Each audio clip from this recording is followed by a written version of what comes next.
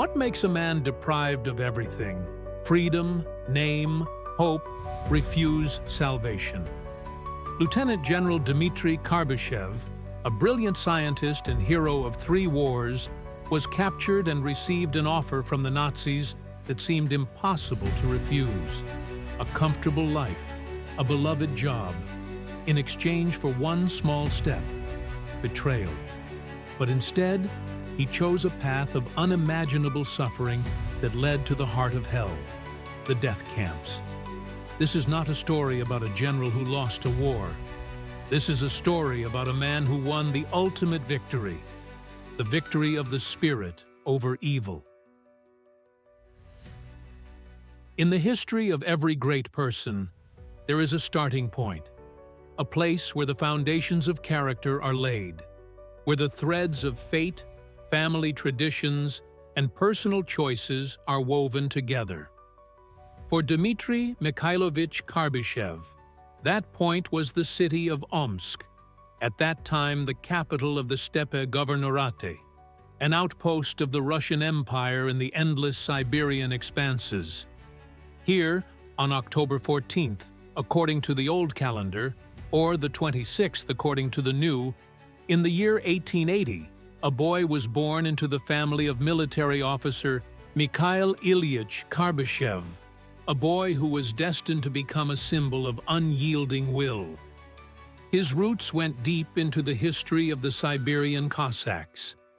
The Karbyshev family were hereditary Cossacks, Krashenshchiks, baptized Tatars who had served on the borders of the state for centuries.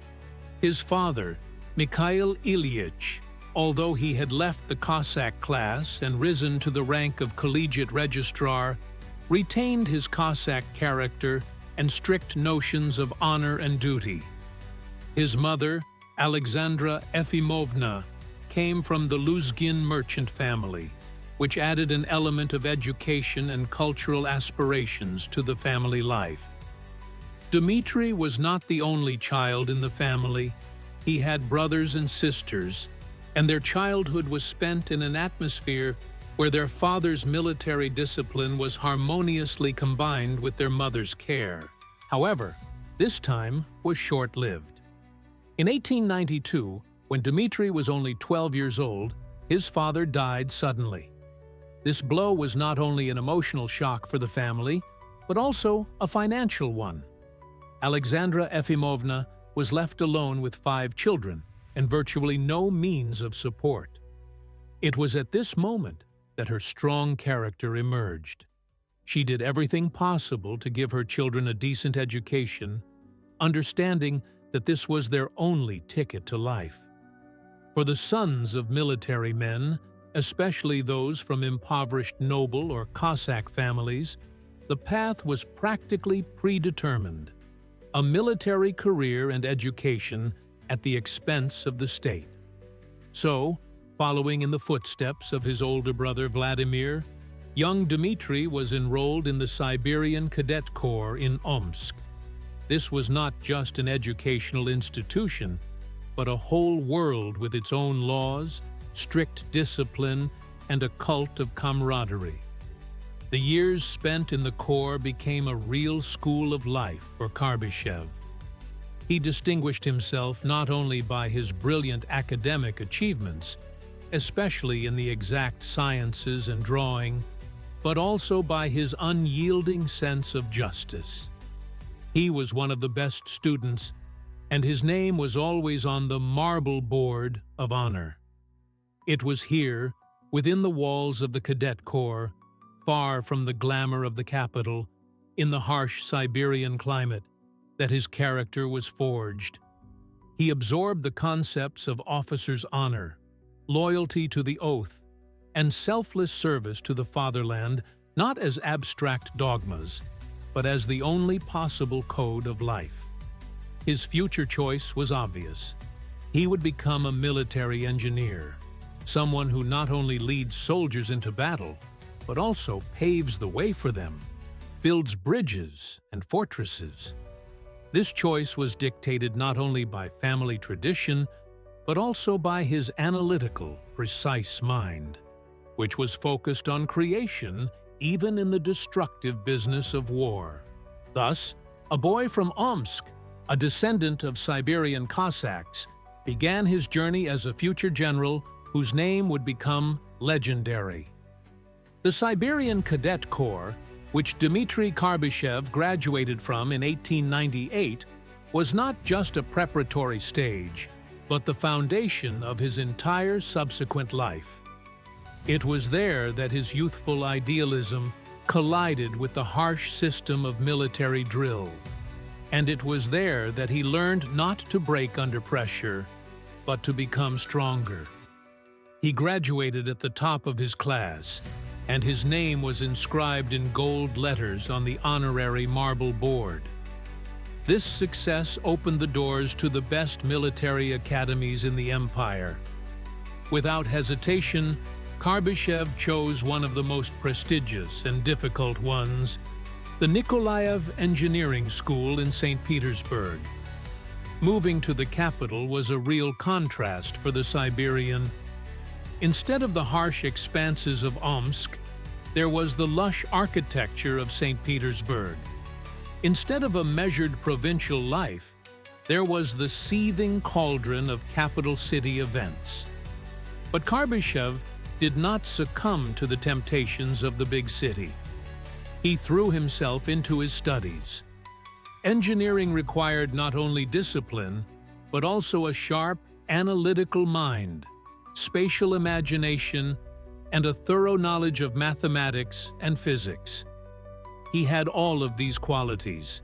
He eagerly absorbed knowledge about fortification, mining and demolition, and the construction of bridges and crossings.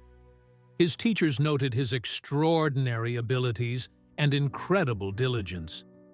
For him, there were no unsolvable problems. If a textbook did not provide an answer, he would spend hours in the library studying the works of outstanding military engineers of the past, from Vauban to Tottleben. The school was known for its strict rules. Students had to get up at 6 in the morning, attend classes until late at night, and undergo constant drill inspections and practical training. This routine did not bother Karbyshev. On the contrary, it organized him, allowing him to use every minute as efficiently as possible. He developed into a new type of officer, not just an order taker, but a thinking professional capable of assessing the situation and proposing unconventional engineering solutions. In 1900, after brilliantly passing his final exams, Dmitry Karbyshev graduated from the school with the rank of second lieutenant. He was assigned to the 1st East Siberian Sapper Battalion, which was stationed in Manchuria. His dream of serving his country began to come true. He traveled to the Far East, a troubled region where conflict with Japan was brewing, determined to put his knowledge into practice. In his luggage were not only textbooks and drawing instruments, but also unyielding principles laid down in Omsk and honed in St. Petersburg. Honor above all else, duty to the motherland is sacred, and knowledge is an engineer's most important weapon. He did not yet know what harsh trials awaited him, but he was ready for them. His character, forged in the Cadet Corps and tempered within the walls of the Nikolaev School, was already made of a special, indestructible material. The Far East at the beginning of the 20th century was a powder keg. The clash of interests between the Russian and Japanese empires in Manchuria and Korea was becoming increasingly inevitable. It was here, in the thick of the brewing conflict, that the young second lieutenant Dmitry Karbyshev arrived. His 1st East Siberian Sapper Battalion was engaged in routine but vital work, building fortifications, laying roads and telegraph lines. This seemingly peaceful service gave Karbyshev invaluable practical experience and allowed him to thoroughly study the future theater of war. When war broke out in January 1904, Karbyshev was fully prepared. The war immediately demonstrated the importance of the role of a military engineer. He did not sit in the rear, but was always on the front lines. His task was to support the advancing troops. Under enemy fire, he built bridges across rivers, reinforced positions, and established telegraph communications between units. One of his first serious tests was the Battle of Mauthausen, one of the bloodiest battles of the war. In the chaos of the Russian retreat, his battalion received orders to secure the crossing of the rearguard units and destroy the bridges behind them. They had to work under heavy artillery and machine gun fire. It was here that his composure and courage were fully revealed. He personally directed the work, appearing in the most dangerous areas and inspiring the soldiers by his personal example. During one of the battles, he was wounded in the leg, but refused to leave the battlefield until the task was completed. His engineering talent was evident not only in defense, but also in attack. He designed and supervised the installation of minefields and conducted engineering reconnaissance, finding weak points in the enemy's defenses. For his bravery and skillful leadership, he was awarded his first combat medal, the Order of St. Vladimir, 4th class, with swords and a bow. During the war, he received 5 combat medals and 3 medals, and was promoted to the rank of lieutenant. The Russo-Japanese War was a harsh but necessary school for Karbyshev. He saw in practice how the theory he had learned in school was applied in real combat. He understood the value of human life and realized that the fate of hundreds of people depended on his calculations, the strength of the bridges he built, and the correct placement of mines. Russia's defeat in the war was a heavy blow for him, as it was for many other officers, and gave him much food for thought. He saw not only the heroism of the soldiers, but also the inertia of the high command, technical backwardness, and supply problems.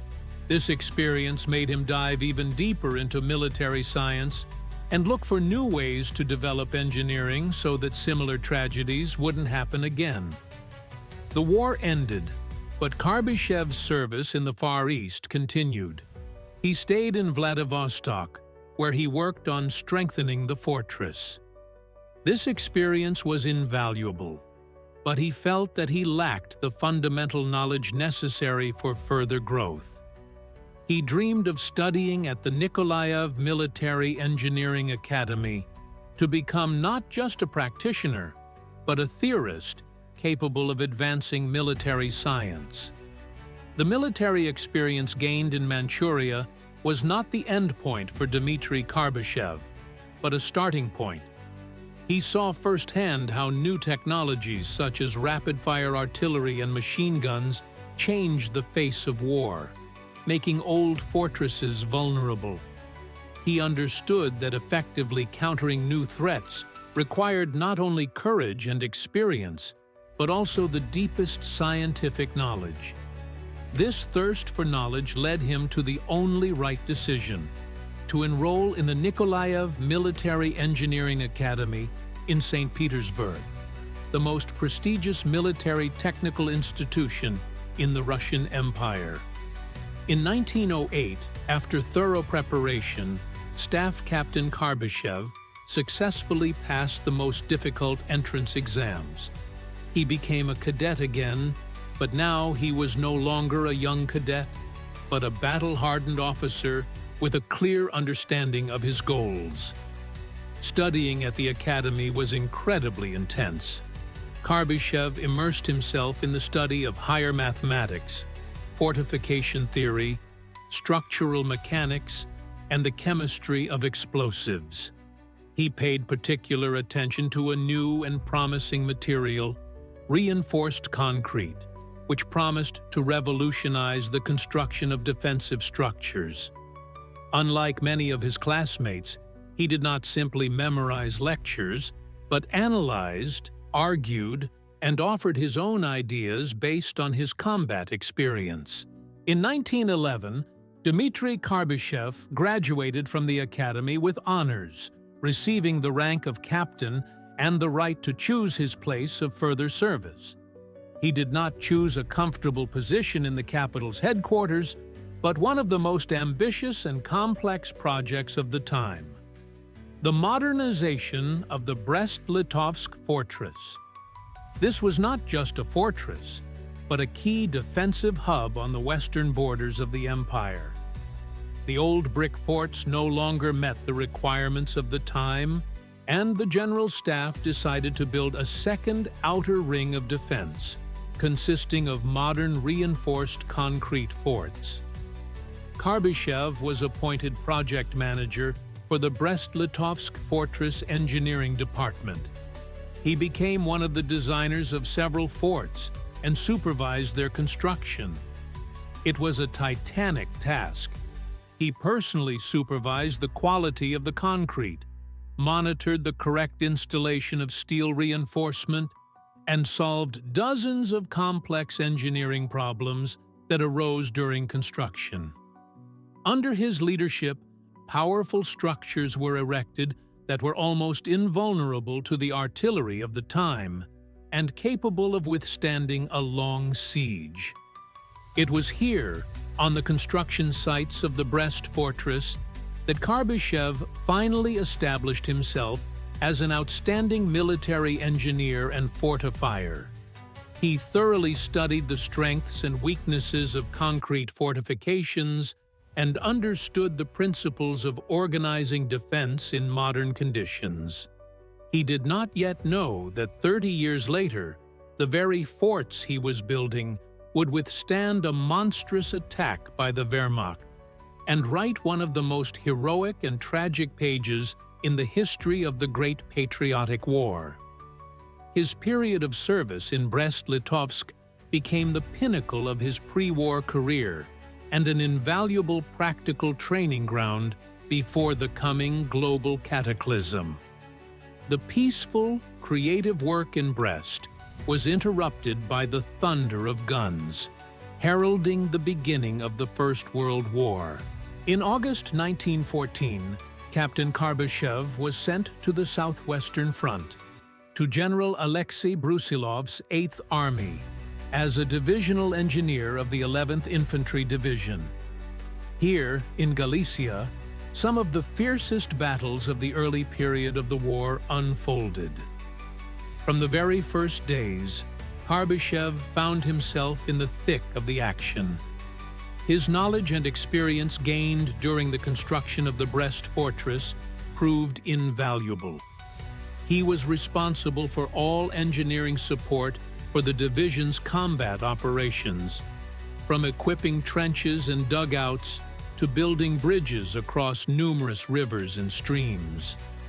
One of the key episodes where his talent was fully revealed was the storming of the Austro-Hungarian fortress of Peremyshal. It was one of the strongest fortresses in Europe and was considered impregnable. Karbyshev personally conducted engineering reconnaissance of the approaches to the forts, identifying weak points in the defensive lines under enemy fire. His calculations and recommendations formed the basis of the assault plan. He commanded the sapper units that, under cover of night, cut passages through the wire entanglements and prepared staging areas for the attack. The capture of Przemysl was one of the greatest victories of the Russian army in that campaign, and Engineer Karbyshev's contribution to this success was enormous. In the spring of 1915, during heavy defensive battles, he was seriously wounded in the leg by shrapnel. The wound was serious, but after several months in the hospital, despite the wound not having fully healed, he insisted on returning to the front. He could not remain in the rear while his comrades were fighting at the front.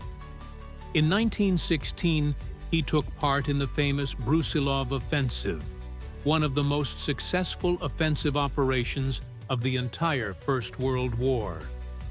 As a corps engineer, he ensured the breakthrough of powerful, deeply echeloned enemy positions. This was a new tactic that required unconventional engineering solutions. Karbyshev and his sappers worked around the clock, building assault bridges, equipping trenches for a stealthy approach to enemy positions, and clearing minefields. For his bravery and outstanding engineering solutions during the Brusilov offensive, he was promoted to lieutenant colonel and awarded the Order of St. Anne, second class, with swords. The First World War finally established his reputation as one of the most competent and courageous military engineers in the Russian army. He rose through the ranks from divisional to corps engineer, gaining invaluable experience in combat operations in a wide variety of conditions. He learned not only to build, but also to destroy, to overcome the most sophisticated defensive lines. This experience, paid for with blood and hard work, would become the foundation for his future scientific work and teaching activities. He did not yet know that ahead of him lay not the triumph of victory, but the collapse of an empire and the agonizing choice of his future path in the whirlwind of revolution. The year 1917 went down in history as a year of great upheaval for the Russian Empire. The February Revolution overthrew the monarchy, and the October Revolution brought the Bolsheviks to power. For Russian officers, it was a time of agonizing choices that divided society and families. Dmitry Mikhailovich Karbyshev, a lieutenant colonel and one of the most promising military engineers in the Russian army, found himself at the epicenter of these events while serving on the Romanian front. He was not just a witness, but an active participant in World War I, seeing all its horrors and senselessness. The decay of the army, chaos, desertion, fraternization with the enemy, all this was alien to his officer's dignity. But the oath he had sworn to the emperor ceased to exist, along with the monarchy itself. He, like hundreds of thousands of other officers, was faced with the question, whose side to take, what to fight for. At the end of 1917, after the Treaty of Brest-Litovsk, which disbanded the old army, Karbyshev returned to Mogilev, where the headquarters of the Southwestern Front was located. There he decided to join the Red Army. This was not a spontaneous decision, but a deeply considered one. His choice may seem paradoxical for a hereditary nobleman and Russian officer, but several factors should be taken into account. First, Karbyshev had always been a patriot. He saw the country falling apart and understood that it needed to be saved from complete collapse. The Bolsheviks, despite all their slogans, were the only force capable of restoring statehood and organizing the defense in any way. Second, he was a military professional. For him, serving his country was above political convictions. He believed that his knowledge and experience were needed to defend the fatherland, regardless of who was in power. The ideas of social justice and equality proclaimed by the new government may also have resonated with him, as he was a humane man who was sensitive to the plight of ordinary people. Thirdly, the Red Army actively recruited military specialists, officers from the old army. They were promised a decent position and the opportunity to apply their knowledge. For Karbyshev, this meant the opportunity to continue doing what he loved, engineering defense. Already in 1918, he was assigned to the Eastern Front of the Red Army, where he took part in the construction of fortified areas. He did not change his convictions. He changed the form of his oath, but not its essence, service to his homeland. He was not a communist, did not join the party, and remained nonpartisan until the end of his life. His choice was that of a professional who puts duty and the fate of the country above personal preferences. He understood perfectly well that a new era was dawning, and that only those who accepted its challenge would be able to survive and be useful. This was a manifestation of his incredible flexibility of mind and, at the same time, his firm principles. Thus, Lieutenant Colonel Dmitry Karbyshev of the Tsarist Army became a military engineer in the Red Army, beginning a new chapter in his long and eventful life. Having taken the side of the Red Army, Dmitry Karbyshev immediately threw himself into work. The civil war in Russia was a war of maneuver, with a rapidly changing front line, and in these conditions, the role of engineering structures took on particular importance. His vast experience gained on the fronts of the First World War proved vital to the young Soviet state. In April 1918, he was sent to the North Caucasus Military District, but by the summer, when the Czechoslovak Corps mutiny broke out in the east of the country and the Eastern Front was formed, Karbyshev was urgently transferred there as one of the most qualified specialists. He was appointed chief engineer of the Fifth Army, commanded by Mikhail Tukhachevsky. He was faced with an extremely difficult task. In the shortest possible time, with an acute shortage of materials and skilled workers, to create a system of defensive lines capable of stopping the advance of Admiral Kolchak's White Army. He was involved in strengthening the approaches to key cities in the Volga region: Kazan, Simbirsk, and Samara. It was a titanic task. He personally conducted reconnaissance of the terrain, selecting the most advantageous positions for defense. Under his leadership, kilometers of trenches and anti-tank ditches were dug. Wooden and earthen firing points, doused, were erected, and wire barriers were installed. He did not simply copy old designs, but approached the task creatively, taking into account the terrain and the tactics of the enemy. His engineering solutions were simple, inexpensive, and effective. He understood that in a civil war, there was no time to build concrete monsters, and he relied on field fortifications, making maximum use of available materials. His work was not limited to staff activities. He was constantly on the front lines, personally supervising the work, teaching Red Army soldiers the art of sapper work, and inspiring them with his calmness and confidence. In the fall of 1919, during Kolchak's decisive offensive in the Urals, Karbyshev led the work to strengthen the Tobolsk bridgehead, which played a crucial role in thwarting the plans of the White Army Command. In 1920, he was transferred to the Southern Front to fight against General Wrangel's army. Here he was involved in the engineering support of the famous storming of Perekop. He developed a plan to force the crossing of the Sivash, proposing to use specially made rafts and light bridges for the crossing of troops. His calculations proved correct, and the night crossing of the Sea of Rot took the White Army completely by surprise, predetermining the outcome of the entire Crimean operation. For his services in the Civil War, he was awarded a gold watch with the inscription, "To the Red Fighter of the Socialist Revolution," from the All-Russian Central Executive Committee. This war was another harsh school for him, teaching him to solve the most difficult problems in the most unfavorable conditions.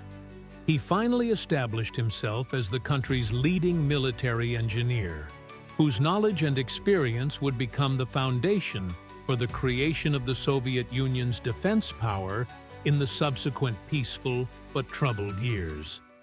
With the Civil War behind them, Soviet Russia faced a new and equally daunting task: creating a modern, combat-ready army capable of defending the country from external threats. Here, Dmitry Karbyshev's experience and knowledge were in demand as never before.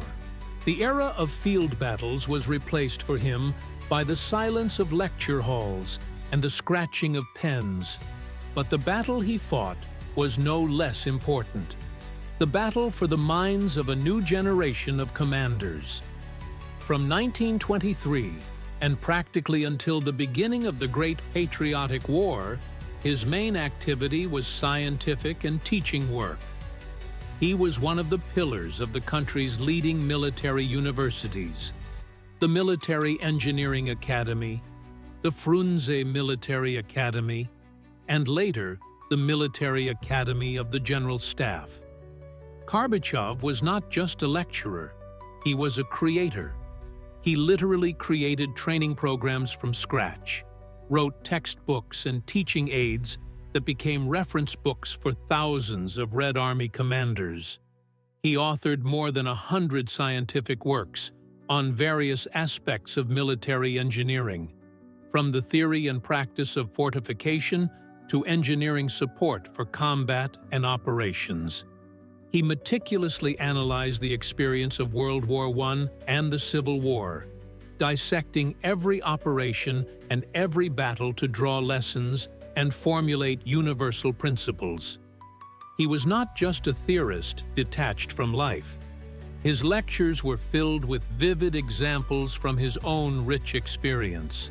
Students and listeners at the academies, among them future marshals and generals of the Great Patriotic War, remembered him as an extremely demanding but fair teacher. He did not tolerate rote learning and superficial knowledge. He demanded that his students not memorize, but understand, think like engineers, and be able to find non-standard solutions in complex situations. His authority was unquestionable. Tall, fit, always impeccably dressed, he was the living embodiment of officer honor and academic depth. His scientific achievements were duly recognized. In 1938, he was awarded the academic title of professor. In 1940, when general ranks were introduced in the Red Army, he became a lieutenant general of the engineering troops. And in 1941, just a few months before the war, the Higher Attestation Commission awarded him the degree of Doctor of Military Sciences. This was the highest recognition of his contribution to the country's defense science.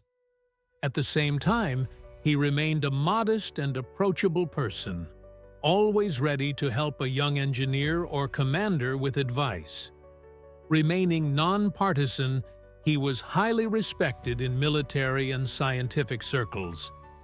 His activities in the interwar period were a quiet feat, invisible to the outside eye, which laid the engineering foundation for future victory. He prepared the army for a war that was not yet spoken of openly, but whose approach he felt more keenly than anyone else. In the late 1920s and throughout the 1930s, as tensions in Europe grew, the Soviet leadership decided to create a powerful defense system on its western borders. This grandiose project went down in history under the unofficial name Stalin's Line. Contrary to popular belief, it was not a continuous wall, but a chain of 23 fortified areas, or UROs, which covered the most important strategic directions from the Karelian Isthmus in the north to the shores of the Black Sea in the south. The ideological and scientific leader of this colossal construction was undoubtedly Dmitry Mikhailovich Karbyshev. His works on the theory of fortification and his analysis of the experience of World War I, where German troops broke through seemingly impregnable fortresses, formed the basis of the entire concept. Karbyshev was a staunch opponent of passive linear defense. He argued that in the age of motors and tanks, a thin line of fortifications would be easily broken through. Instead, he proposed a system of deeply echeloned defense. Each UR was a strip of land up to 120 kilometers deep, saturated with long-range firing points, DOTs, small reinforced concrete fortifications armed with machine guns and artillery. The DOTs were positioned to create pockets of fire, covering all approaches and supporting each other with fire. The space between them was blocked by minefields, anti-tank ditches, and roadblocks. Karbyshev did not just develop theory. As a member of inspection commissions and chief consultant, he constantly visited construction sites from Belarus to Ukraine. He personally checked the quality of the concrete, made adjustments to the designs, and trained URO commanders and garrisons in defensive tactics in these specific conditions. He demanded maximum camouflage of the structures and their integration into the landscape in order to turn each UR into a deadly trap for the advancing enemy. By 1939, the Stalin Line was largely complete and represented a formidable force. However, a fateful strategic decision followed. After the annexation of Western Ukraine, Western Belarus, and the Baltic states, the USSR's border shifted westward by hundreds of kilometers. The old Stalin Line found itself deep in the rear. It was decided to preserve it and disarm it. Most of the artillery and machine guns from the old pillboxes were removed and sent to build a new defensive line, the Molotov Line. This step proved to be a tragic mistake. By June 1941, the new line was not ready, and the old one had already been disarmed. Karbyshev, like many other military experts, understood the danger of this decision, but he was unable to influence it. Thus, the work into which he had poured a decade of his labor and genius was largely devalued on the eve of the most terrible war. Nevertheless, even in a disarmed state, some of the UR units of the Stalin Line played their part in 1941, delaying the German advance for several precious days and weeks, where they were occupied by retreating units. On November 30, 1939, the Soviet-Finnish War, also known as the Winter War, began. The Soviet command believed that it would be a quick and victorious campaign. However, the Red Army encountered fierce resistance and what seemed at the time to be an insurmountable obstacle, the Mannerheim Line. This system of long-term fortifications on the Karelian Isthmus, created with the help of European engineers, proved surprisingly effective. Concrete and granite and earth pillboxes, skillfully integrated into the wooded and marshy terrain, blocked all major roads and approaches to Finland's vital centers. The first attempts at a frontal assault resulted in huge losses and ended in failure. It became clear that breaking through such defenses required not only the courage of soldiers, but also cold scientific calculation. In this critical situation, the experience and knowledge of Lieutenant General Karbyshev proved invaluable. As part of the commission of the main military engineering administration, he was sent to the front. His task was not to command troops, but to analyze the Finnish defense system and develop effective methods of overcoming it. Upon arriving at the Karelian Isthmus, Karbyshev threw himself into his work. Day and night, he studied maps and intelligence reports and questioned commanders who had returned from battle. Risking his life, he personally advanced to the front lines to observe the location of enemy pillboxes through binoculars, assess their firing sectors, and identify weak spots. His conclusions were grim but accurate. He determined that the Mannerheim Line was not just a set of scattered fortifications, but a unified, well-thought-out fire system. He developed detailed recommendations for assault groups.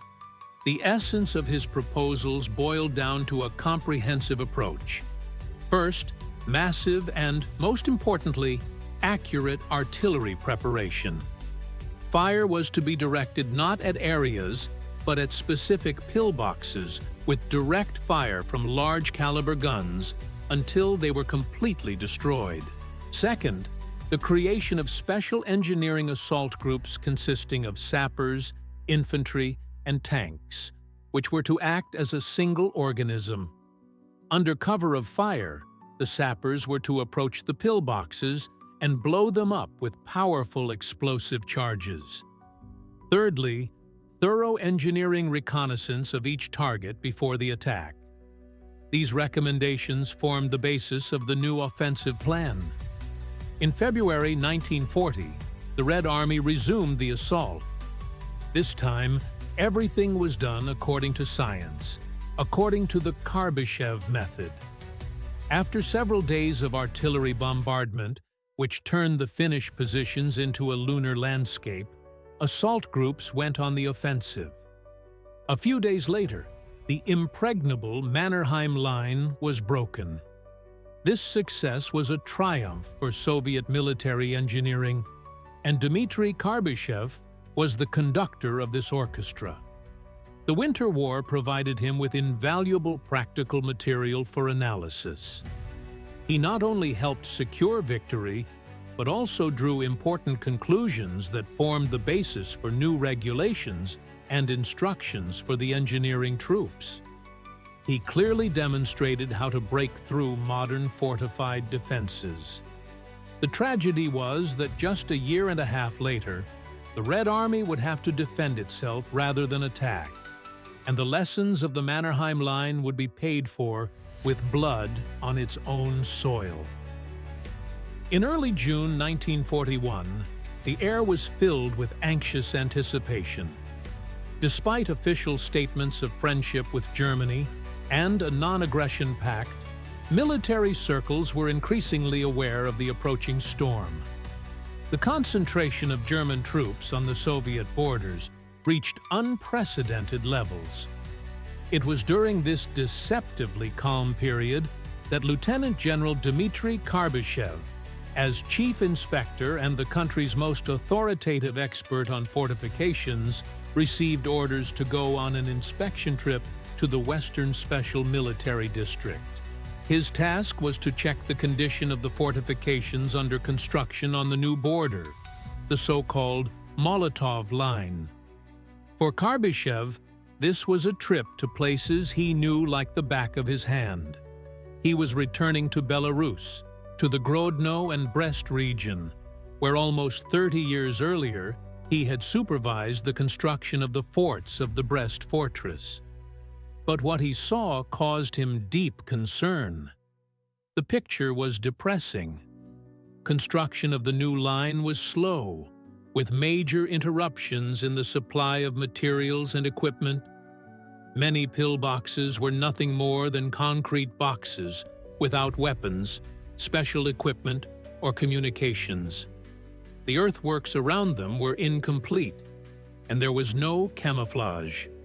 The old, powerful Stalin Line, located several hundred kilometers to the east, had, as he feared, been disarmed and abandoned.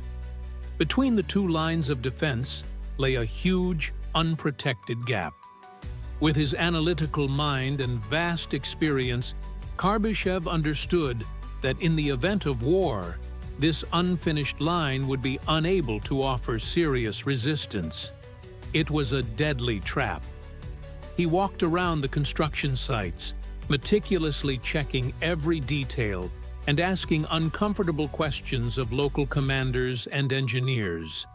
He was strict and demanding, knowing that millions of lives depended on the quality of this work.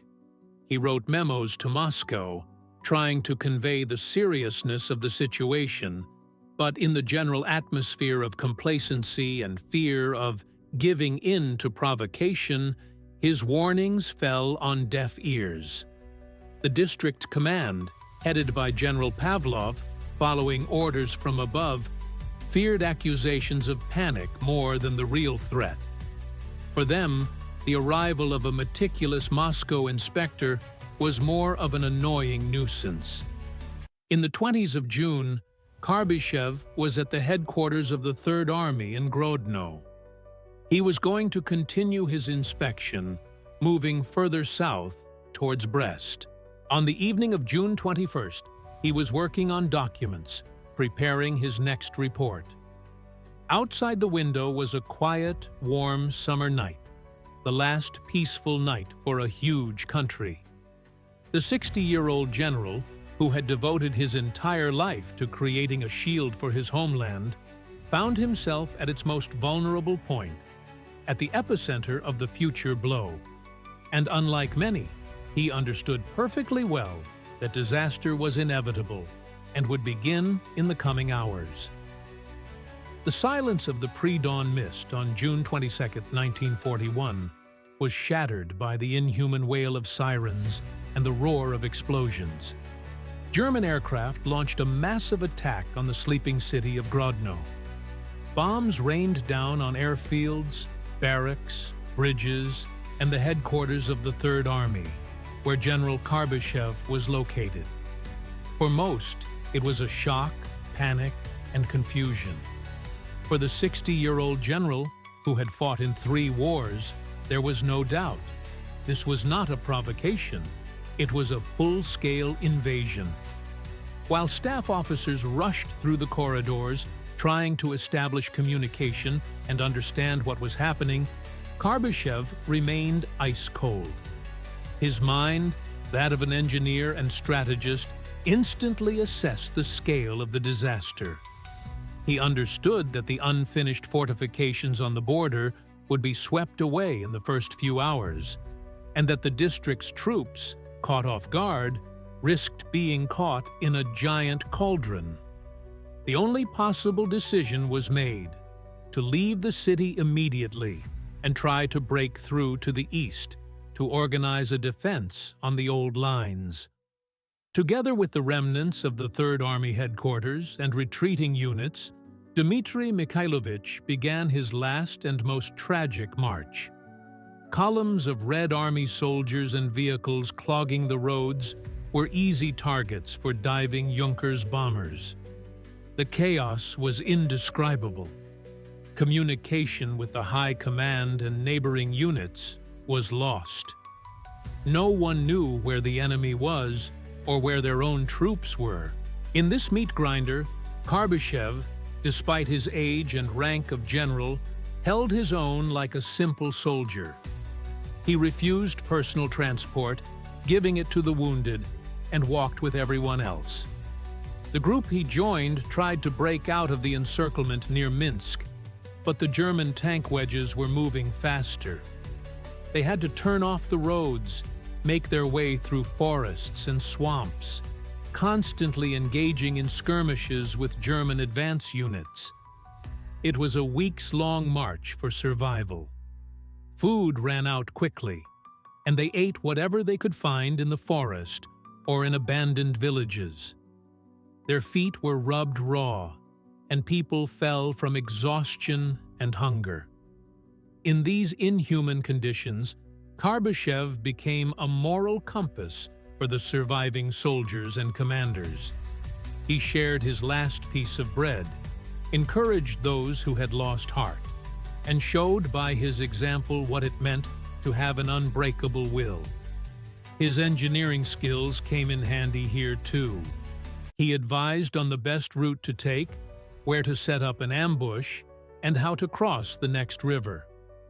In early August, after almost 2 months of wandering through enemy territory, an exhausted and depleted group of about 100 people emerged near the Dnieper River, not far from Mogilev.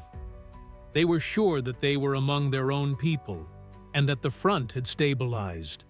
But a cruel blow awaited them. German troops had already crossed the Dnieper and moved far to the east.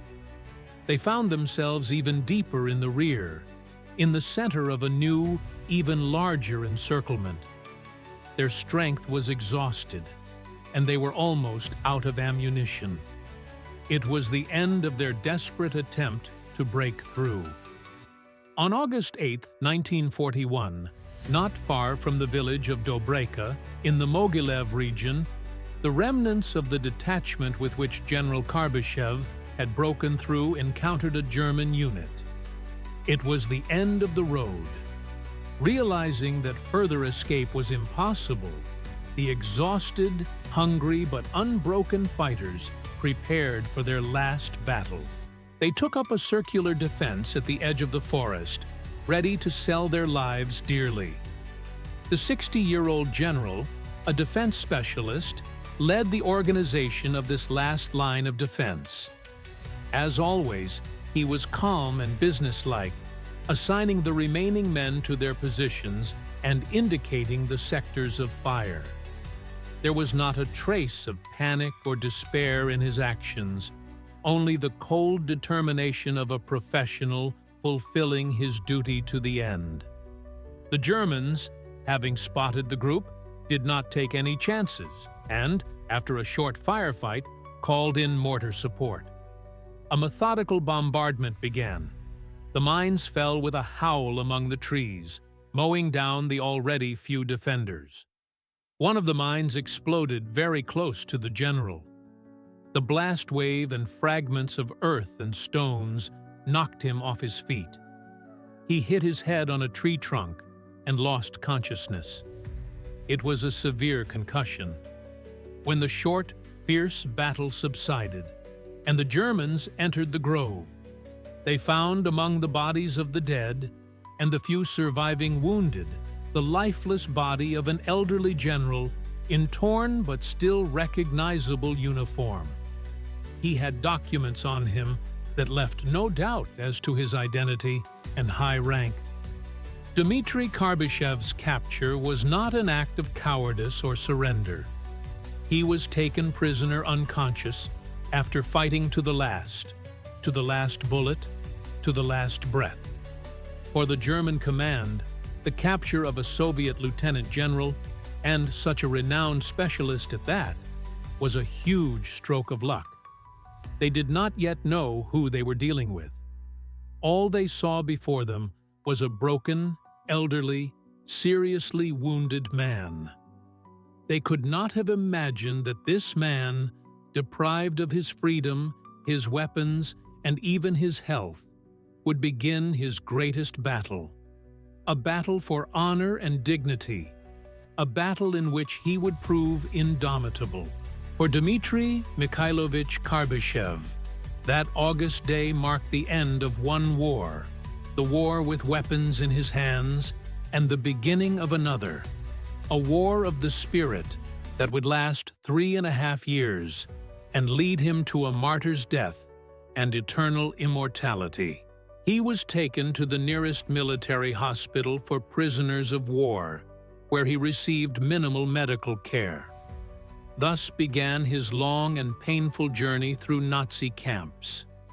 After a short stay in the infirmary, barely recovered from severe concussion, General Karbyshev was transferred to Germany. His new place of imprisonment was the Oflag camp for senior officers in Hammelburg. This was not an extermination camp like Auschwitz or Majdanek, but rather a showcase center for ideological processing and recruitment of captured commanders. Here were held generals and officers from various countries of the anti-Hitler coalition, and the Germans tried to create the appearance of compliance with the Geneva Convention, at least for senior officers. However, this was not a manifestation of humanism. Hammelburg was an instrument of psychological warfare. The Germans understood perfectly well how valuable General Karbyshev was. He was not just a high-ranking military officer, he was a living legend of engineering, whose knowledge could be of enormous benefit to the Wehrmacht. Almost immediately after his arrival, the interrogations began. But these were not brutal tortures. Experienced psychologists from the Abwehr worked with him. They tried to find his weak spots by playing on his past. They knew that he was a former officer of the Tsarist army and a hereditary nobleman. They hoped that deep down he hated the Bolsheviks who had destroyed his old world. They hinted that, as a true Russian patriot, He should help Germany in its crusade against godless communism. But all their efforts were met with icy silence or short, contemptuous replies from the general. Seeing that a direct approach was not working, the Germans decided to play a more subtle game. One day, a well-dressed man in civilian clothes entered the interrogation room where Karbyshev was sitting. He spoke Russian without the slightest accent. It was Colonel Pelit, Karbyshev's former colleague in the Tsarist army. Like many emigrants, Pelit had gone to serve the Nazis, hoping with their help to restore the old Russia. He began the conversation from afar, reminiscing about mutual acquaintances, their years of study at the academy, and their service in Brest-Litovsk. He tried to create an atmosphere of trust, appealing to their common past and the code of honor of the old Russian officer corps. Then he got down to business. He offered Karbyshev not just cooperation, but a high position, the post of head of the engineering service of the Russian Liberation Army, which the Germans planned to create from among prisoners of war. He was promised excellent living conditions, respect, and the opportunity to do what he loved, but now under the banner of the Third Reich. This was the first serious temptation, a carefully prepared psychological blow. The Germans were betting that nostalgia for the past and resentment toward the Soviet regime would prove stronger than his oath of allegiance. They expected the elderly, exhausted general to break down, but they did not yet know who they were dealing with. Dmitry Karbyshev listened to Colonel Pelita's proposal in silence, without interrupting. His face expressed nothing but icy calm and deep, heavy contempt. When Pelita finished his flowery speech, a tense silence hung in the room. The German observers, who were probably watching the meeting, held their breath in anticipation of a response. They expected bargaining, hesitation, conditions, anything but what they heard. The general slowly raised his eyes to his former comrade. His voice, quiet but firm as steel, rang out in the silence of the room like a sentence. He said that the Motherland was not an abstract concept associated with a political system.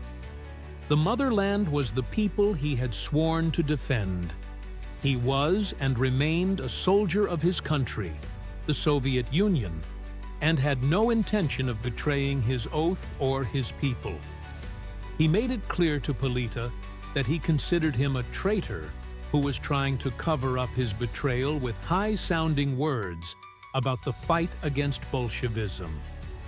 It was then, in response to Pelita's exhortations to think about his life and his future, that Karbyshev uttered the phrase that became legendary, the quintessence of his spirit.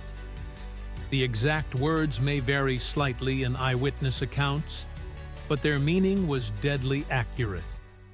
My convictions do not fall out with my teeth due to a lack of vitamins in the camp diet. This phrase was not just a refusal, it was a blow to the gut. It had everything: irony about his own physical weakness and indomitable strength of spirit. He made it clear that his principles were not a commodity that could be exchanged for warm food and comfortable conditions. They were part of his essence, inseparable from him, like the bones of a skeleton. For Pelita and the Germans watching him, it was a shock. They were confronted with a phenomenon that did not fit into their pragmatic mindset. They saw before them not just a stubborn old man, but a person for whom the concepts of honor, duty, and loyalty were absolute, non-negotiable values. The attempt to recruit him failed miserably. Colonel Pelita left the room humiliated and crushed. The German camp command effectively gave Karbyshev the cold shoulder. He was recognized as a convinced, fanatical Bolshevik, who could not be converted. From that moment on, his relatively tolerable existence in the officers' camp came to an end. He became the Reich's enemy number one, who was not to be used, but broken and destroyed. He was stripped of all privileges and transferred to a common barracks on a starvation diet. His long and painful journey through the most terrible concentration camps of Nazi Germany began. But the Germans, in passing their verdict, made a fatal mistake. They thought they could break him physically. They did not understand that by sending him to hell, they were only creating a legend about an indestructible general who would become a symbol of resistance for thousands of other prisoners. After the failure of the recruitment in Hammelburg, the German command decided to change tactics. They realized that appeals to old Russia and anti-communism had no effect on this man. Now they decided to approach him from a different angle, through science and his profession. Karbyshev was transferred to Berlin and placed in a solitary cell in one of the Gestapo prisons. The conditions of his detention changed dramatically. This was no longer an attempt to seduce him with comfort, but the beginning of systematic psychological pressure. A few days later, he was taken to a spacious, well-furnished office. Sitting at the table was not an Abwehr officer, but an elegant elderly man in a strict civilian suit. He introduced himself as Professor Heinz Raubeninger, one of Germany's leading experts in military engineering and hydraulic engineering. Raubeninger spoke Russian with almost no accent. He began the conversation not with politics, but with science. He spoke admiringly of some of Karbyshev's pre-war works, quoting them to show that he was indeed familiar with his scientific contributions.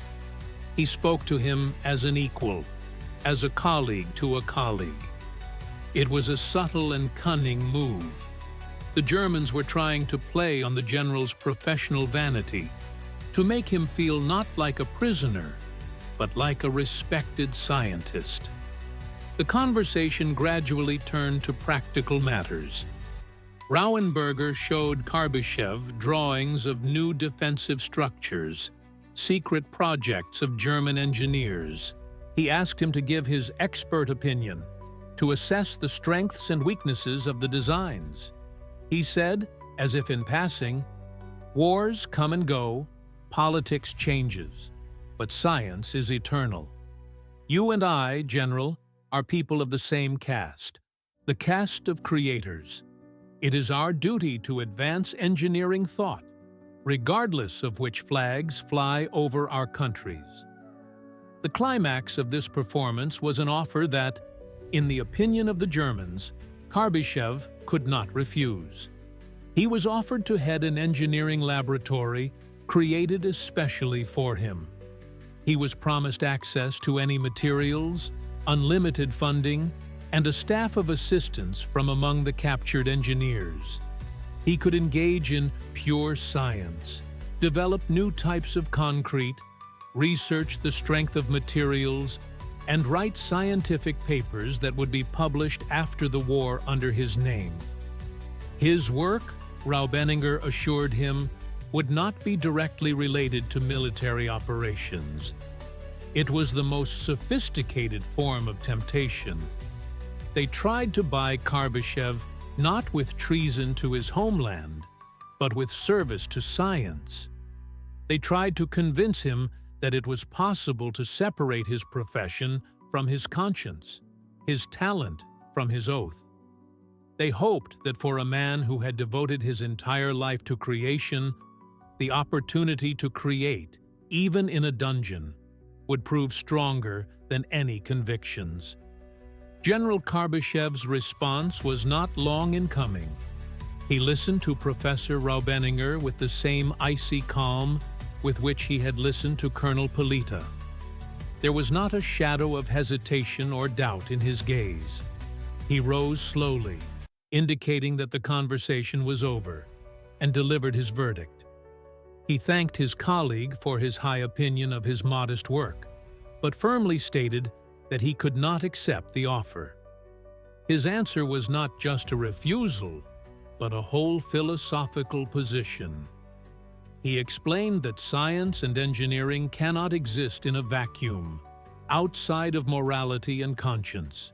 Any knowledge or discovery he made within the walls of the proposed laboratory would, in one way or another, directly or indirectly, serve to strengthen the military machine of the Third Reich. This would mean that he would be creating weapons or technologies for killing his compatriots, his fellow soldiers, with his own hands. "I am a soldier, and I remain loyal to my duty," he said, "and he forbids me to work for a country that is at war with my homeland." For Raubeninger and the Gestapo agents watching him, this was the final collapse of their plan. They had tried everything, from crude flattery and playing on anti-Soviet sentiments to the most subtle and sophisticated bait. The opportunity to create and do what he loved. And all their attempts were shattered by the monolithic integrity of this man. He did not bargain, did not set conditions, did not try to find a compromise. For him, there was no gray area between honor and betrayal. Realizing that the carrot was not working, the Germans decided to use the stick in its most brutal form. General Karbyshev was thrown back into solitary confinement. All attributes of civilized treatment were discarded.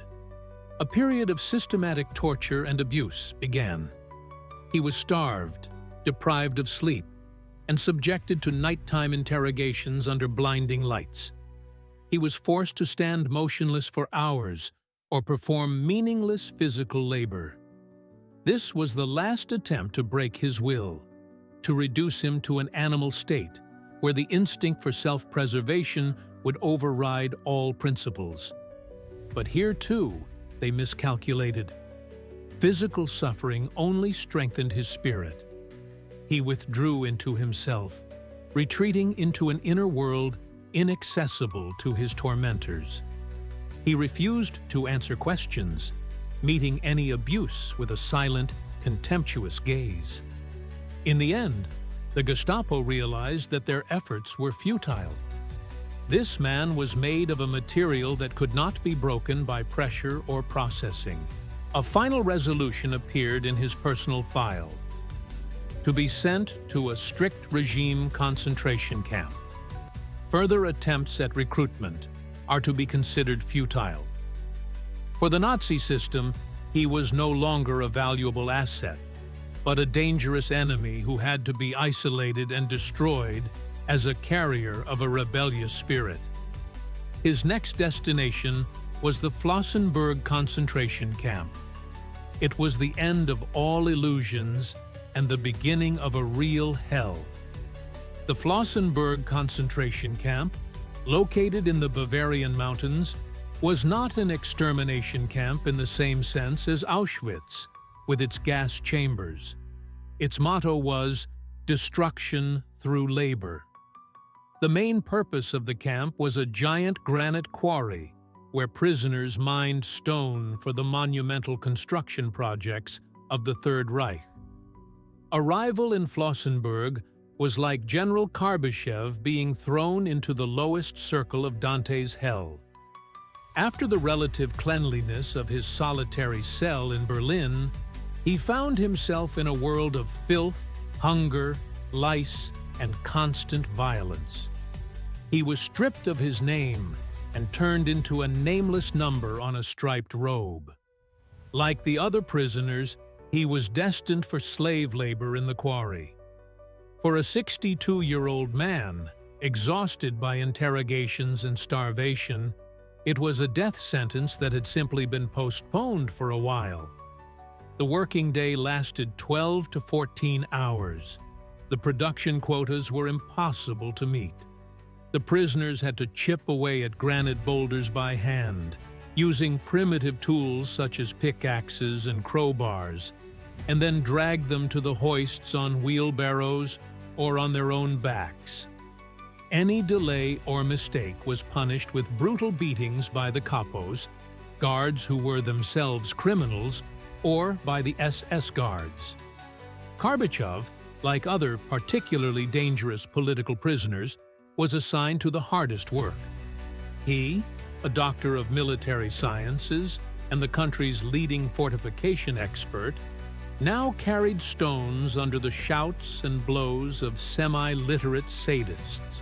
The food was calculated to keep a person alive for only a few months. In the morning, they were given a murky liquid called coffee. At lunchtime, a liter of rotten turnip gruel. And in the evening, 200 grams of ersatz bread made from sawdust and flour dust. People died by the hundreds from exhaustion, disease, accidents in the quarry, or were simply beaten to death. In this atmosphere of total dehumanization, where everyone survived as best they could, General Karbyshev performed his greatest feat. He did not just survive physically, he preserved his humanity. He became the center of informal resistance, the moral core of the Soviet prisoners of war. He shared his meager bread rations with those who were weaker. He found words of encouragement for the desperate. During breaks, risking being beaten to death, he told his fellow prisoners about the international situation and news from the front that he had learned from new arrivals, instilling in them hope for liberation. His engineering knowledge found a paradoxical application here. He taught his comrades how to distribute their strength correctly when lifting heavy loads and how to work safely with a pickaxe to avoid injury. These seemingly small things saved more than one life. To the camp administration, he was just a number, a stubborn old man doomed to die. They did not see that standing before them in a dirty striped robe was an indomitable general who, even in a quarry, continued to fight his last and most important war, the war for human dignity. After several months of hard labor in the granite quarry of Flossenbürg, when it seemed that the limits of human suffering had been reached, General Karbyshev faced a new, even more terrible stage of his ordeal. Seeing his unyielding spirit and the moral influence he had on other prisoners, the Germans decided to transfer him to a place where the very idea of hope was destroyed. He was sent to the Majdanek camp, located on the outskirts of the Polish city of Lublin. If Flossenbürg was a hell of destruction through labor, Majdanek was a real, well-oiled death factory. Upon arrival, Karbyshev and the other prisoners immediately realized that they had entered a completely different dimension of horror. The air was filled with the sickly, sweet smell of burning flesh coming from the chimneys of giant crematoria that operated around the clock. On the ramps, a selection took place. SS doctors sent thousands of people, mostly Jews, Poles, and Soviet prisoners of war, straight to the gas chambers with a single finger movement. Those who were left alive faced an unbearable existence in overcrowded, filthy barracks and work in camp factories, which only slightly delayed their inevitable death. In this atmosphere of total despair, where human life was worth absolutely nothing, Dmitry Karbyshev continued his war. He understood that in the conditions of Majdanek, any open resistance would be immediately suppressed. His weapon was the word, his strength was his spirit. He became the center of an underground anti-fascist group, the core of moral resistance. At night, in the foul-smelling, overcrowded barracks, he gathered around him his most steadfast comrades. He passed on news from the front lines, which he gathered bit by bit from new arrivals, analyzed it, and proved that the defeat of Nazism was inevitable. He urged them not to lose heart, not to become walking corpses, obediently going to their deaths. "The main thing is not to let them break us morally," he said. "As long as we retain our human dignity, we are not defeated." He organized a system of mutual aid. The stronger shared their last morsels with the weak, and prisoners who were doctors tried to secretly treat the sick using stolen medicines. Karbyshev taught them the art of survival in the camp, how to avoid provocateurs, how to sabotage work without arousing suspicion, how to preserve their physical and mental strength. His activities did not go unnoticed by the camp administration. The Gestapo and SD had an extensive network of informers in Majdanek. They received reports that the Red General was engaged in subversive activities, that he was an ideological carrier who was preventing the prisoners from being completely broken. He was placed under constant surveillance. He was repeatedly summoned for interrogation, beaten again, and thrown into solitary confinement. But they could not extract any names or confessions from him. He took all the blame upon himself. Realizing that even in the conditions of a death factory, this man remained dangerous, the Germans decided to isolate him again. A new stage awaited him: transfer to a chain of other camps, including Auschwitz and Sachsenhausen. They moved him from place to place like a hot potato, fearing that he would ignite a fire of resistance wherever he appeared. After Majdanek, General Karbyshev's path lay through the most sinister points on the map of the Nazi camp system. He was transferred to Auschwitz-Birkenau, Oswiecim, and then to Sachsenhausen. This continuous transfer was part of the Gestapo's strategy to prevent a dangerous ideologist from putting down roots, creating a resistance cell, and becoming a symbol for others. Each new camp was a new circle of hell, but also a new arena for his silent war. In Auschwitz, this conveyor belt of death, where thousands of people were exterminated every day, he was assigned to a work block. He saw everything: the smoking chimneys of the crematoria, the columns of doomed people walking to the gas chambers, the cruelty of the capos, and the cynicism of the SS doctors. In this meat grinder, where all human feelings seemed to wither away, he did not become hardened. According to the few survivors who met him there, he remained the same: calm, collected, and unbreakable inside. He continued his quiet work, supporting those who had lost heart, sharing what little he had, and teaching others how to survive. From Auschwitz, he was transferred as a particularly dangerous prisoner to Sachsenhausen, a camp near Berlin that was considered a model camp and was one of the main centers where important political prisoners from all over Europe were held. The regime there was no less cruel. One of the most terrible ordeals in Sachsenhausen was the so-called shoe trail, a path paved with various materials along which prisoners were forced to run or march for 12 hours a day, testing new shoes for the German army. It was a sophisticated form of torture that quickly led to complete physical exhaustion and death. Despite his age, Karbyshev was also forced to undergo this ordeal. He walked with clenched teeth, falling and getting up, but without uttering a single moan. His steadfastness impressed even the camp guards. In Sachsenhausen, he once again became the center of attention for the underground organization of Soviet prisoners of war. He was its informal leader, its conscience.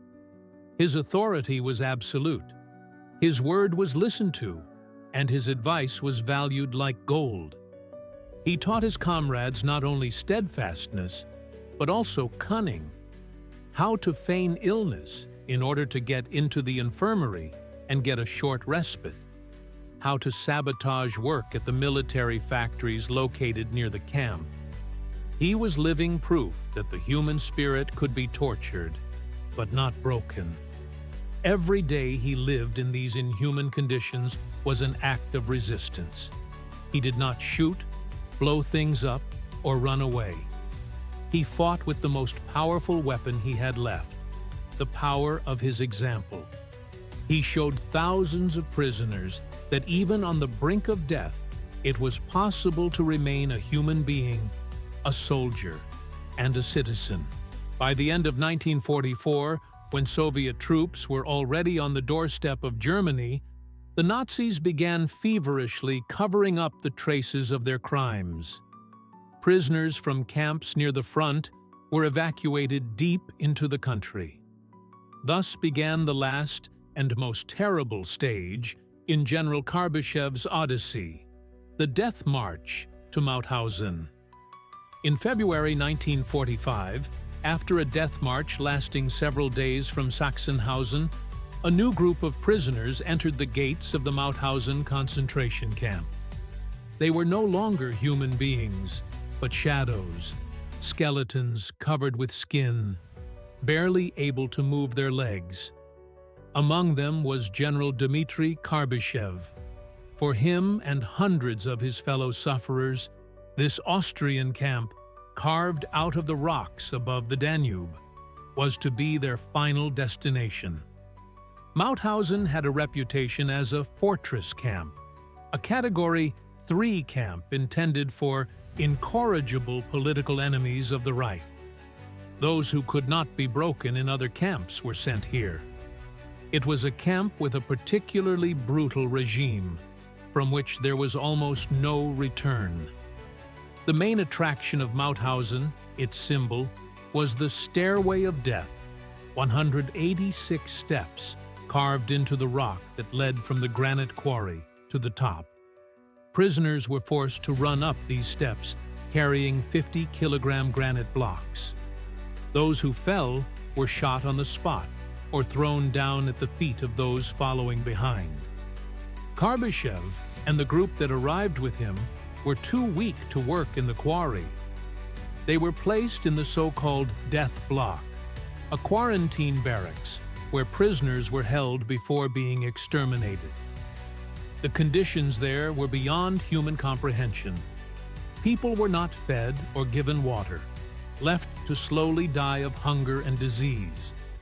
But even here, on the brink of oblivion, General Karbyshev did not give up. He continued to be who he always was, a pillar of strength and an example to others. He gathered the surviving officers around him. He no longer had the strength to speak, so he whispered, urging them to die with dignity, without humiliating themselves before their executioners.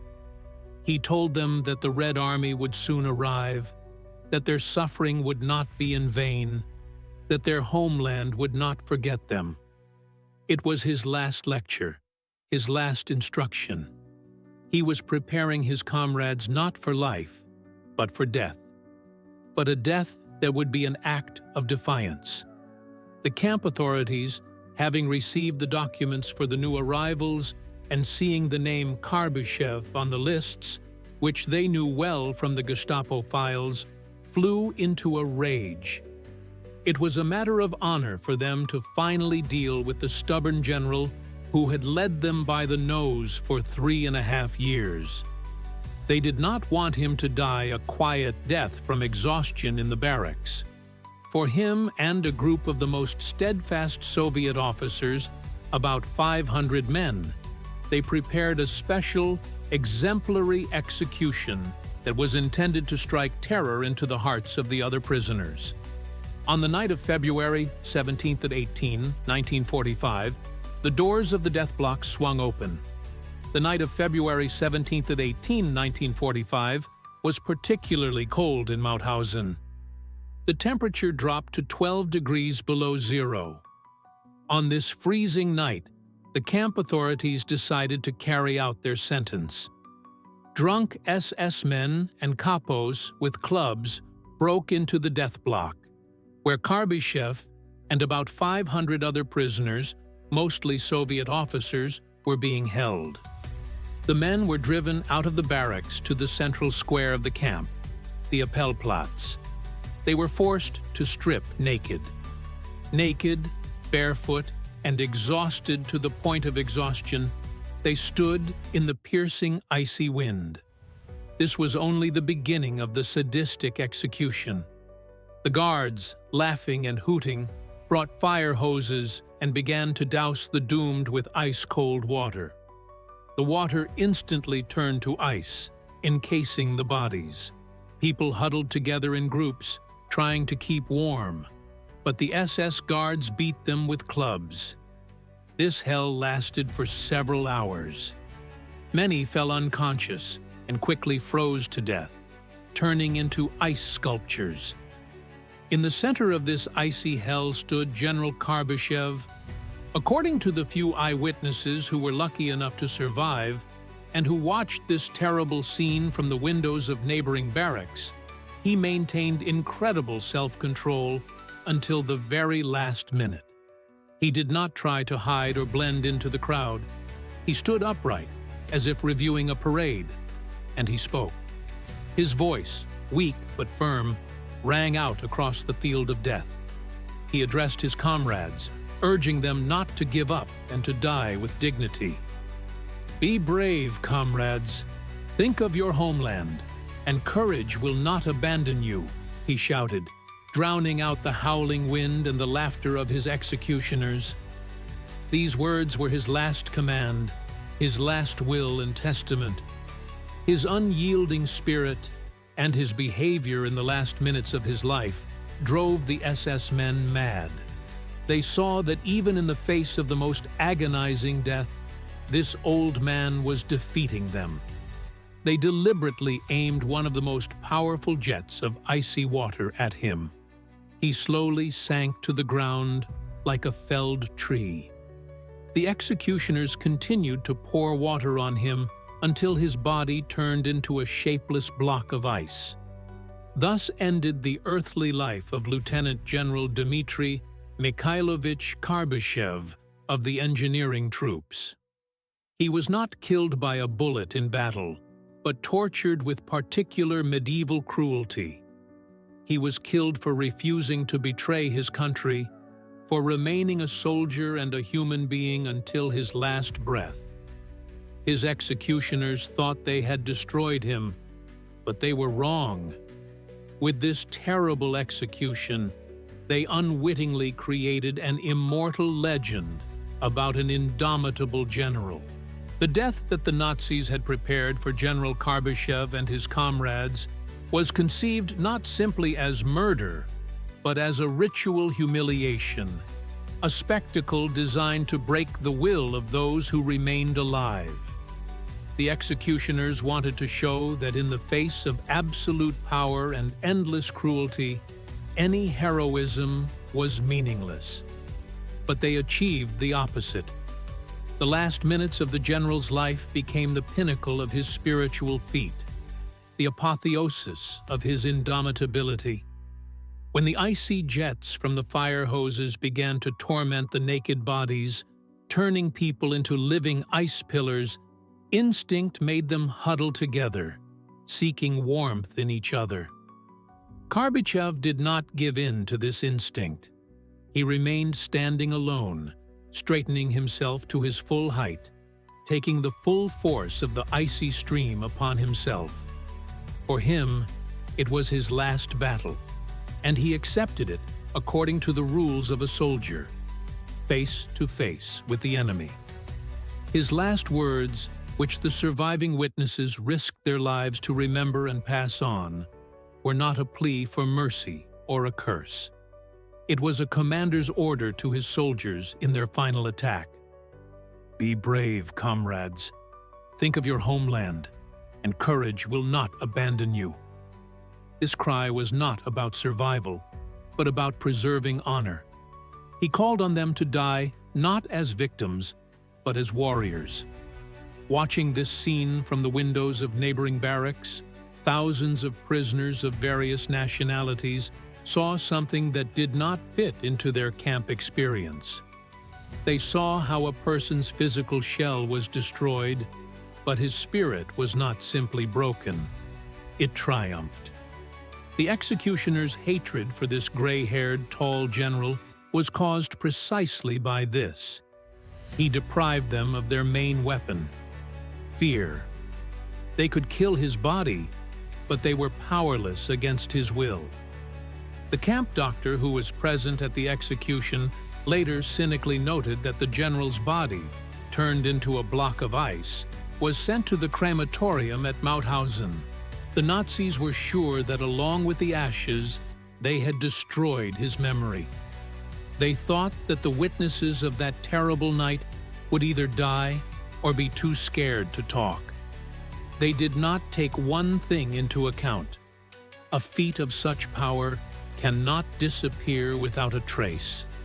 It leaves an indelible mark on the souls of those who witnessed it, and sooner or later, the truth will come out.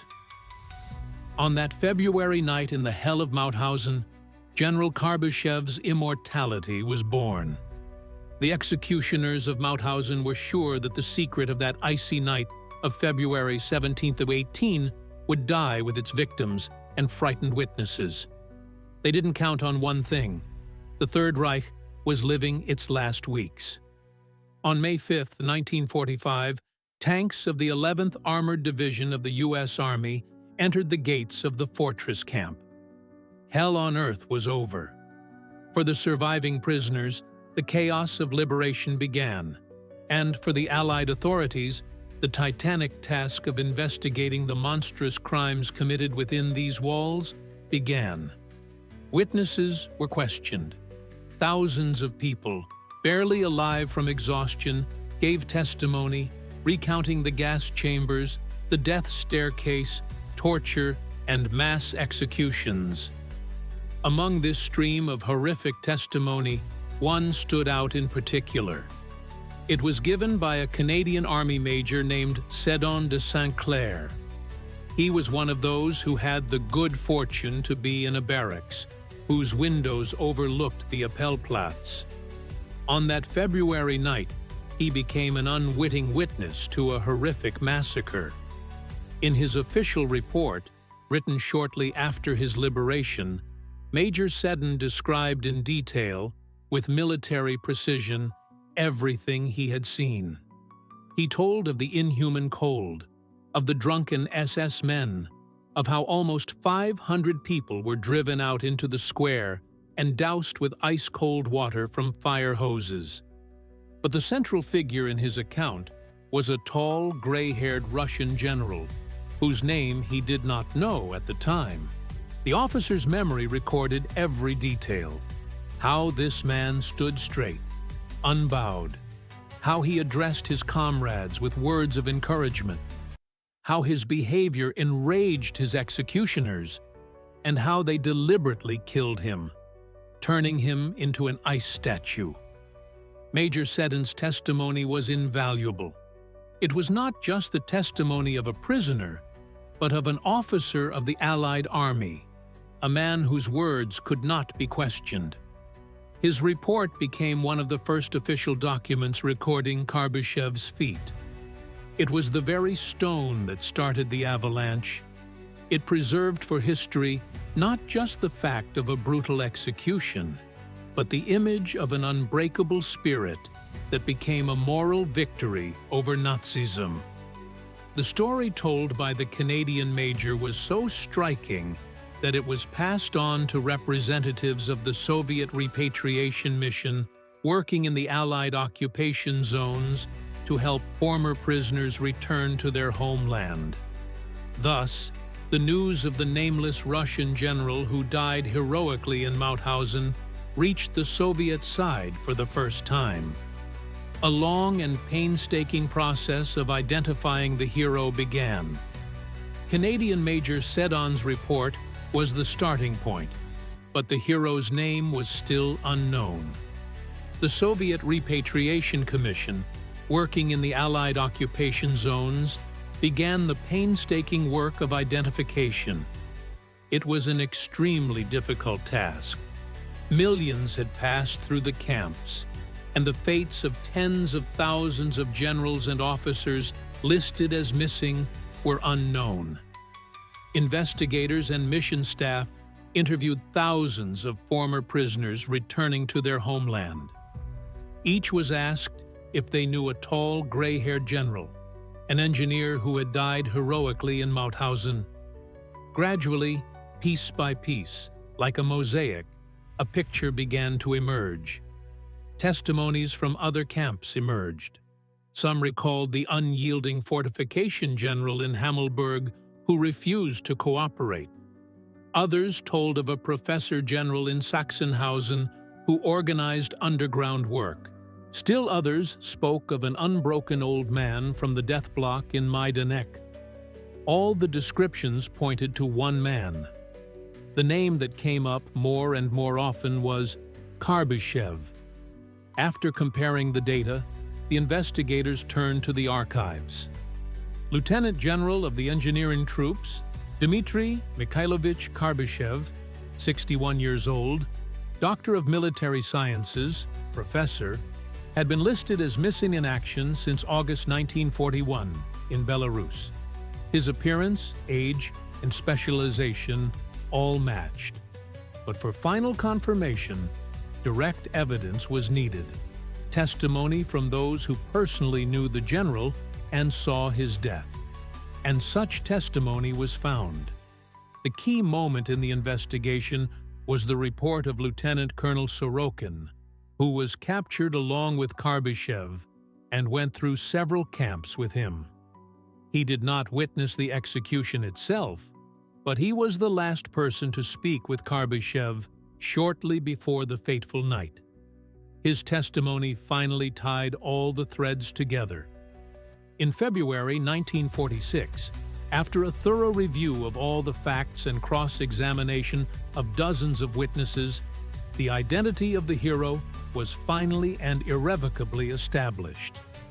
The news of General Karbyshev's feat was reported to the country's top leadership, including Joseph Stalin. The story of his 3.5 years in captivity, his refusal to cooperate, his behavior in the camps, and his martyr's death was so shocking that it was immediately decided to make it public. This was not just a story about the heroism of one man. It was a symbol of loyalty to the oath and the indomitable spirit of the entire Soviet people. Thus, exactly 1 year after the terrible execution in Mauthausen, the name of General Dmitry Karbyshev returned from oblivion to enter the pantheon of national heroes forever. On August 16, 1946, exactly 1 year after all the evidence of his feat had been collected and confirmed, the Presidium of the Supreme Soviet of the USSR issued a decree that resounded throughout the country. For his courage and heroism in the fight against the German fascist invaders during the Great Patriotic War, Lieutenant General of the Engineering Troops, Dmitry Karbyshev, was posthumously awarded the highest title of Hero of the Soviet Union. Along with the title, he was awarded the country's highest honors, the Order of Lenin and the Gold Star Medal. This was not just a formal recognition of his achievements. In post-war Soviet society, which had not yet recovered from its wounds and losses, the title of hero had a sacred meaning. It was the highest degree of distinction, recognition of an absolute exceptional feat. The awarding of this title to Karbyshev transformed him from a simply valiant officer into a national symbol, a moral compass for millions. The next day, all the country's central newspapers, Pravda, Izvestia, and Krasnaya Zvezda, carried his portrait on their front pages, along with the text of the decree. Thus, in a single day, the entire vast country, from Kaliningrad to Vladivostok, learned the story of the indomitable general. His name, previously known only to a narrow circle of military specialists, became common knowledge. Karbyshev's story turned out to be incredibly relevant to the times. The country needed examples not only of military valor on the battlefield, but also of moral fortitude and spiritual victory. His feat was unique. He did not lead regiments into battle, shoot down enemy planes, or destroy tanks. His battle was invisible. It took place in his soul, in his mind, during 3.5 years of hell. And in this battle, he won an absolute victory. He proved that you can take everything away from a person: freedom, health, food, even life. But you cannot take away their honor and convictions unless they themselves renounce them. The awarding of the title of Hero of the Soviet Union was the official act of canonization of the general in the pantheon of Soviet martyrs. His story was included in school textbooks, books were written about him, and films were made. He became an eternal example of loyalty to military duty and oath.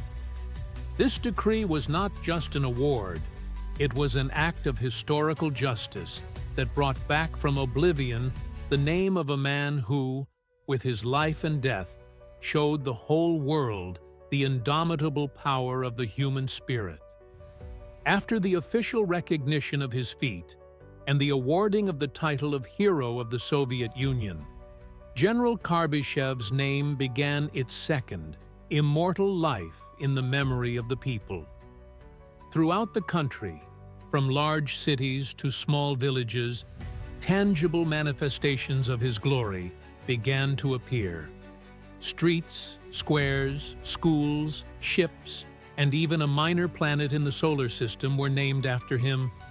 This was not just a formal commemoration, but a sincere desire of the people to preserve the memory of a man who had become a model of courage. One of the first and most iconic monuments was erected at the site of his death, on the grounds of the former Mauthausen concentration camp in Austria. After liberation, the camp was turned into a memorial complex. A memorial plaque was erected on the very roll call square where the tragedy took place, and later, a majestic monument was added. It depicts the general at the very moment when, chained to an ice block, he continues to resist his executioners. Created by sculptor Vladimir Tsigol, this monument has become one of the most powerful and poignant works of art about the war. It stands as an eternal indictment of Nazism and a lasting reminder of the strength of the human spirit. Monuments to the general have been erected in many cities associated with his life and service. In his native Omsk, in Moscow at the headquarters of the engineering troops, in Samara, which he fortified during the Civil War, and in Brest, whose fortress he built. Each of these monuments is not just a tribute, but a place of pilgrimage where people come to honor the memory of the hero. The image of Karbyshev has become firmly established in culture and art. Books and poems have been written about him, the most famous of which is Sergei Smirnov's documentary novel, The Brest Fortress, in which one of the chapters is dedicated to the general. His life and deeds have formed the basis for feature films such as Soldier's Motherland. In these works, he is portrayed not as a bronze idol, but as a living person with his own thoughts and feelings, but with an unyielding inner core. For several generations of Soviet and then Russian children, he became one of the main role models. Dozens of schools and cadet corps bear his name, where young students are taught not only military science, but also loyalty to duty, honor, and the motherland, following the example of the general's life. His memory lives on not only in stone and bronze, but also in people's hearts. He ceased to be just a historical figure, becoming a myth, a legend about an indomitable soldier who even in hell remained true to his oath and his human dignity. What is the legacy of General Dmitry Karbyshev?